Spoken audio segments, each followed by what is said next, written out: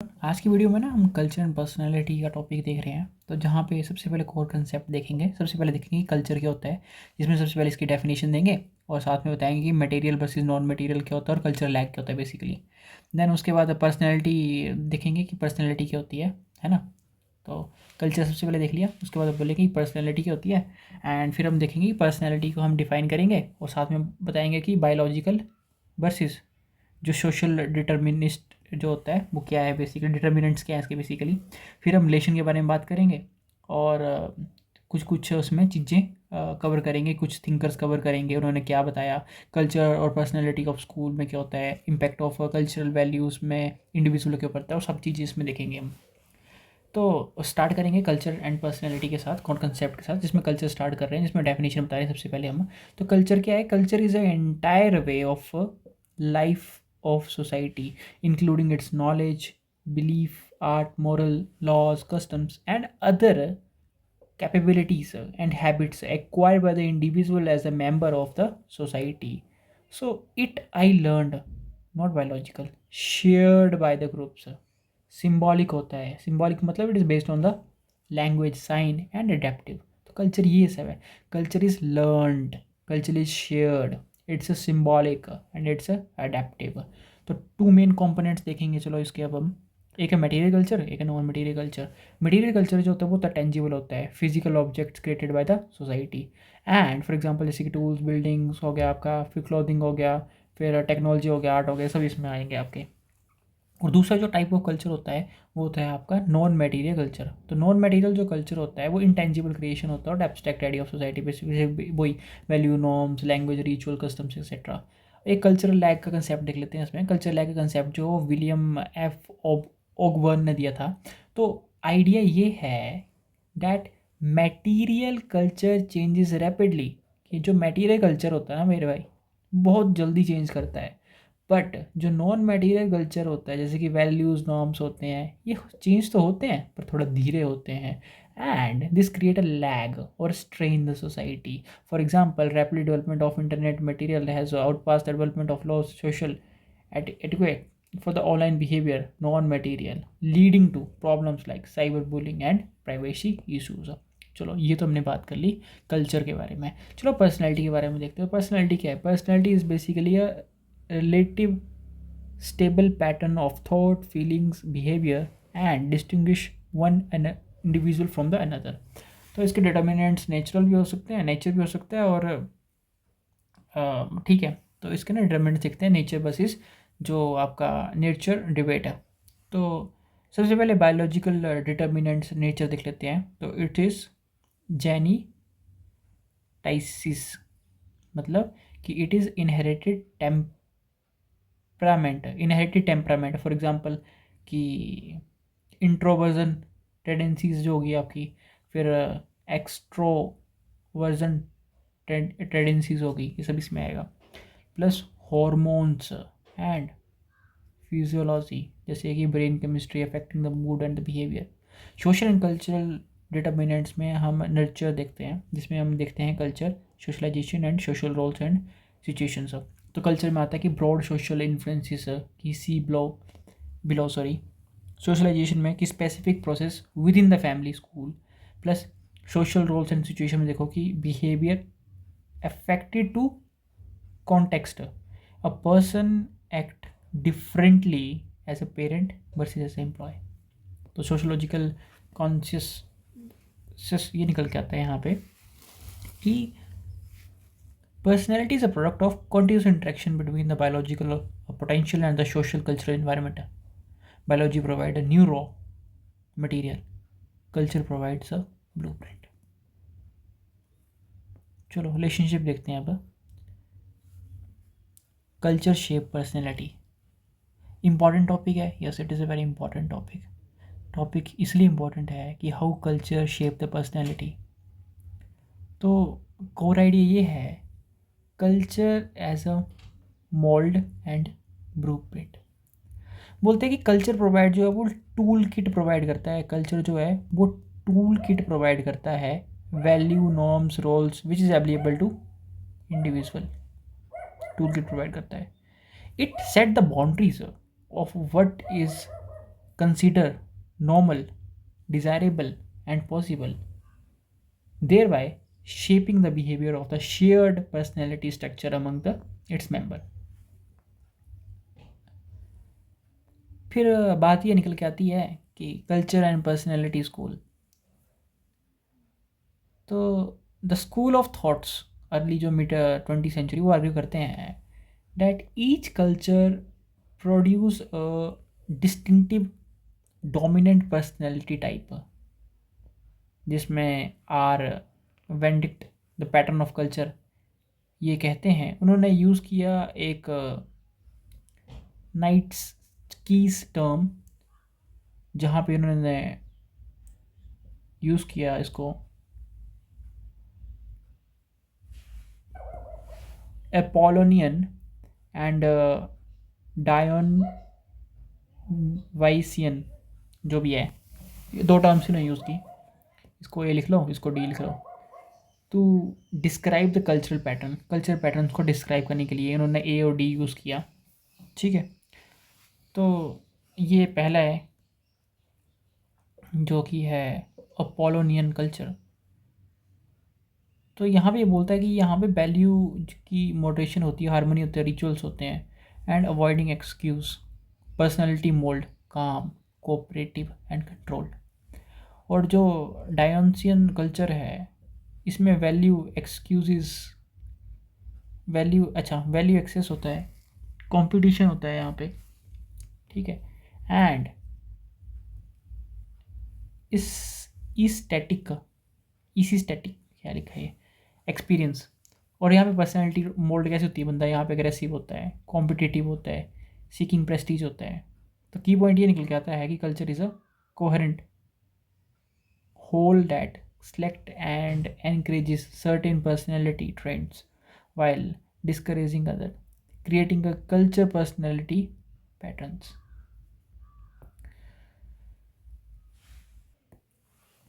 उसके बाद R L लाते हैं, ये बोलते हैं, ये देते हैं एक नई थ्योरी जिसका नाम है बेसिक पर्सनैलिटी स्ट्रक्चर। इसके साथ एक भी आता है। ठीक है, ये डिफाइन करते हैं कि बेसिक जो पर्सनैलिटी स्ट्रक्चर है एज अ शेयर्ड पर्सनैलिटी जो भी है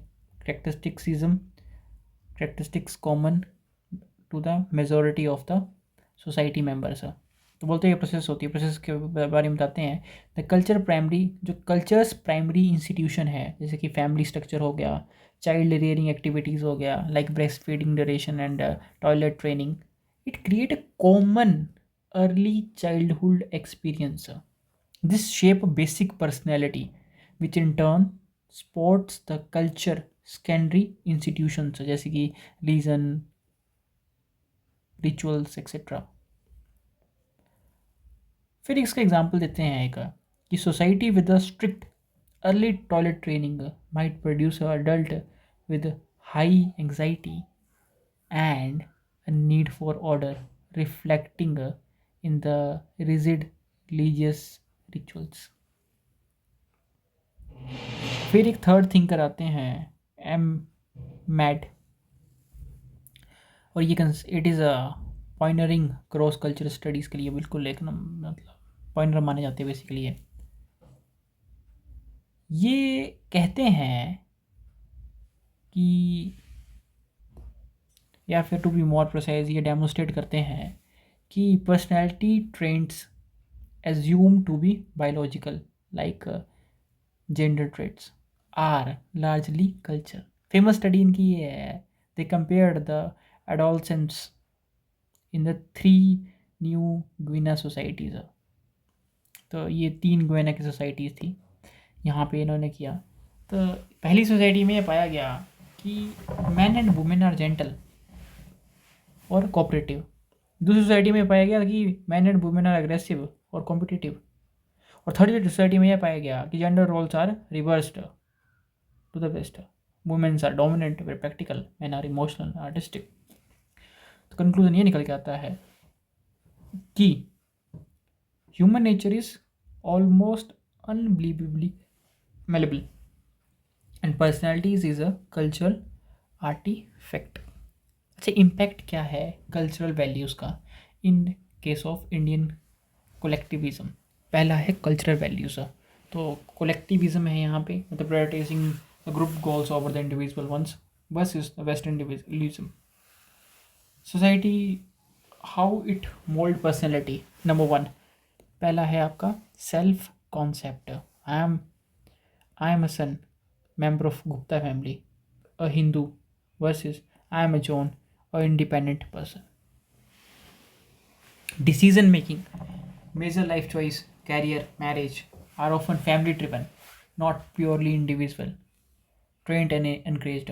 Interdependence होती है. Duty, dharma, respect for hierarchy, emotional lines of the family. Plus it is suppressed traits, मतलब एक्सट्रीम इंडिविजुअलिज्म होता है यहाँ पे. Rebellion against the family wishes, prioritising the general happiness above all.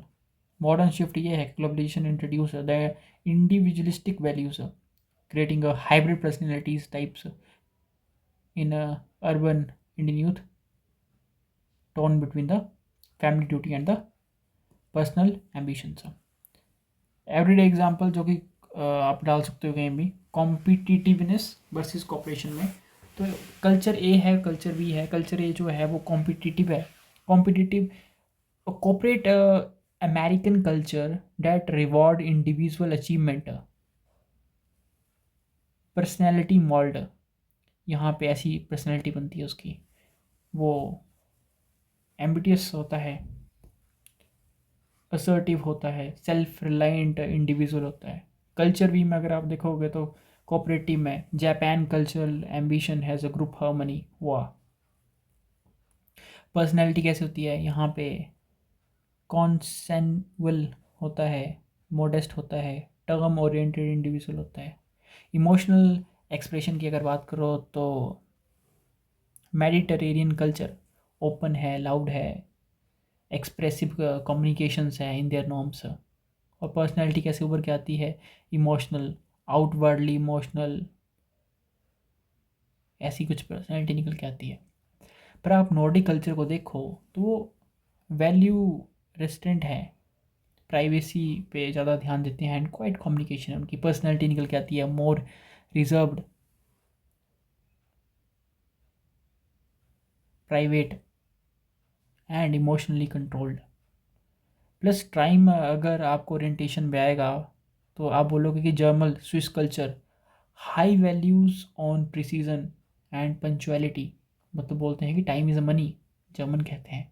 Personality punctual, plan oriented और anxious if late. पर flexible time cultures, for example parts of India and the middle east, event time is more fluid. Personality more relaxed about the schedule, adaptable to delays. Child hearing and independence में अगर आए तो western में अगर आप देखोगे USA में तो ये increase babies to sleep alone, value early independence sorry. Personality stronger sense of self reliance personality उभर के आती है, but not potential for isolation. पर ट्रेडिशनल इंडिया में देखो तो co sleeping, constant physical contact, extended family care. तो यहाँ पे ऐसी पर्सनैलिटी उभर के आती है कि जहाँ पे stronger sense of security, interdependence होती है and conflict with the physical proximity. लेकिन कुछ क्रिटिसिज्म भी देखे गए हैं कल्चर एंड पर्सनैलिटी के. तो पहला है ओवर जनरलाइजेशन, मतलब कि accused for creating a national stereotype. For example, authoritarian German, the mystical Indian. They ignore diversity and subculture within the society. Number 2, it is a deterministic, means presents individual as a passive product of the culture, downwards human agency, creativity and resistance. Third issue ये है, it's a methodological issue. Like early studies like Mead's have been criticised for selective interpretation and lack of scientific rigour. Plus static views में ये कहते हैं कि it presented the culture as a uniform and unchangeable, not accounting for rapidly social change, globalization, and hybrid identities, plus neglecting power and conflict. So it failed to ask whose culture shaped personalities, ignoring how the dominant groups impose norms on other like caste, culture, yeah, etc. PYQs देखेंगे, क्या मैंने culture देखा? हाँ, मैंने culture देखा। मैं लिख सकता हूँ कल्चर पे, डेफिनेटली मैं लिख सकता हूँ कल्चर पे। Discuss the role in development personality, लिख सकते हैं क्या? बिल्कुल लिख सकते हैं। तो कैसे करेंगे इसको? तो सबसे पहले वही बेसिक इंट्रोडक्शन आ जाएगी, कल्चर एज अ फ्रेमवर्क, तो बताएंगे यहाँ पे कि वही स्पीड और ये सब होता है। मैकेनिज्म ऑफ इन्फ्लुएंस, तो ये बताएंगे कि सोशलाइजेशन एजेंसीज के थ्रू, थ्रू कल्चरल वैल्यूज़ के थ्रू एंड इंस्टीट्यूशन के थ्रू, इसको थ्योरेटिकल सपोर्ट भी देंगे। तो हम कल्चरल एंड पर्सनैलिटी स्कूल्स के कुछ ये दो थिंकर्स डालेंगे यहाँ पे। एंड लास्ट में कंक्लूजन में लिखेंगे कि personality is an individual unique expression of the cultural possibilities available to them in the meeting points of biological potential and cultural mold. फिर आएगा आपका next, significance of culture in socialisation for personality development. तो इसमें सबसे पहले आप बोलोगे कि three keys terms of the culture as a context, as a content, socialisation is a process and personality is a outcome. तो कल्चर, सोशलाइजेशन एंड पर्सनैलिटी के साथ चलेंगे आप। इसके साथ बोलेंगे कि culture provides a content for socialisation, like what it taught in the socialisation language years of नाडिम का, विच कम डायरेक्टली फ्रॉम कल्चर। फिर पार्ट 2 में बोलोगे कि हाउ कल्चर वर्सेस सोशलाइजेशन जो है ये बिल्ड करते हैं पर्सनैलिटी को, जिसमें आप बोलोगे कि प्राइमरी सोशलाइजेशन जैसे कि फैमिली, तो family is a cultural unit, it transmit as a core cultural values, that forms a foundational me meet कहता है ऐसे। सेकेंडरी सोशलाइजेशन बताओगे आप यहाँ पे, स्कूल, मीडिया, ये री इन्फोर्स करते हैं, एक्सपेंड करते हैं कल्चरल रिलेशंस को। प्लस एग्जांपल्स दोगे कि a child in India socialise into the प्रमाण प्रणाम सॉरी टचिंग द फीट, वो बताएंगे। प्लस क्लोज कल्चरल एविडेंस भी आप दे दोगे, लास्ट में कंक्लूजन लिखोगे कि socialisation is delivery mechanism for the culture and personality is a finish product assembled from the cultural parts. So no understanding the personality is complete without understanding the cultural context. फिर question आया है कि elaborate the relationship with the daily life examples है। तो daily life examples के साथ इसको आप एक्सप्लेन करना है। तो जहाँ पे पीछे कुछ एग्जाम्पल दिए थे मैंने, है ना, तो बोलेंगे इंट्रोडक्शन कह दोगे आप कि state the thesis that the culture and personalities are the constant dialectics. Culture shape personality, but personality is also solely change culture. Example, food and जो पर्सनैलिटी है, तो इंडियन कल्चर स्पाइसी है यहाँ पे, है ना, शेयर्ड मील ट्रेडिशंस है। वर्सी वेस्टर्न में देखो तो इंडिविजुअल प्लेट कल्चर है वहाँ पे, तो शेप करता है इंडिविजुअल को कम्युनिटी ओरिएंटेशन वर्सी इंडिविजुअलिज्म। ग्रीटिंग में देखो नमस्ते बोलते हैं यहाँ पे, और वहाँ पे वर्सेस हग, इमीडिएट इक्वल। मैरिज चॉइस में देखो अरेंज वर्सेस लव मैरिज को देख लेंगे एग्जाम्पल यहाँ पे हम। प्लस यूज़ ऑफ स्पेस, तो crowded versus and the queues and queues in basically India lines जो लगती हैं, versus split personal space in the Scandinavian. तो इट डेवलप है basically constant of adaptability, tolerance, chaos versus need for order and privacy. तो body, the two states, ये सब examples हम यहाँ पे डालेंगे। यहाँ पे एक टेबल बनाया है यहाँ पे, तो एग्जांपल कल्चर ए, कल्चर डायमेंशन यहाँ लिखे हैं, इसमें एग्जांपल कल्चर बी और इन्फ्लुएंस पर्सनैलिटी स्टैंड। अगर चाहें तो इसको देख सकते हैं। जैसे कि यूएसए में इंडिविजुअलिज्म ज़्यादा है, इंडिया में कलेक्टिविज्म ज़्यादा है, तो there is a game between the self lines versus interdependence. Power distance देखो यार की, स्वीडन में लो पावर डिस्टेंस है, जापान में हाई पावर डिस्टेंस है, तो इससे ये दिक्कत आती है, ये आ रही है बेसिकली। फिर देखो ग्रीस में हाई नीड्स फॉर रूल्स है, सिंगापुर में लो अडेप्टेबल है, तो जिससे ये एंग्जिस फॉलो रूल्स फॉलोइंग ये सब टॉलरेंट ये सब आ जाएगा। जर्मनी में देखो आप, यहाँ पे मोनोक्रोनिक लीनियर है, इंडिया में आपको देखो तो पॉलीक्रोनिक फ्लूइड है, तो इससे ये सब आता है यहाँ पे। इमोशनल में देखो इटली में जो एक्सप्रेसिव है, यूके जो है वो रिस्ट्रेंड है, तो इससे ये सब चीज़ें आती हैं। तो फाइनल टेक अवे होगा कि you are not born with the personality, you born with the temperament.